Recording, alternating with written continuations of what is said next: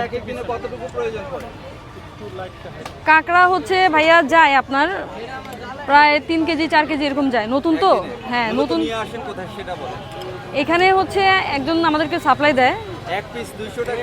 না ভাইয়া, এক পিস না, সব মিলিয়ে 4 পিস থাকবে। 2টা বুকের মাংস থাকবে, 2টা পা থাকবে, মাঝে মধ্যে 3টা পাও দিয়ে দিই। রসুন দেন না আপনি?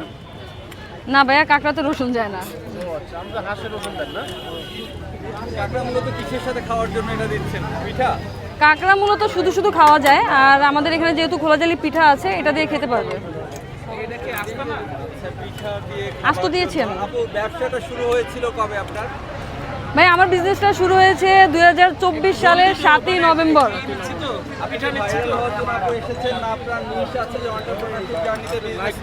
ভাইয়া যদি ভাইরাল হওয়ার ইচ্ছা থাকতো, 1 বছর ধরে এই ঝড় বৃষ্টি রোদ তুফান লস দিয়ে আমি এখানে টিকে থাকতে পারতাম না। আপনার পিছনে ফ্যামিলির ইন্সপাইরেশন কে ছিল? কে আপনাকে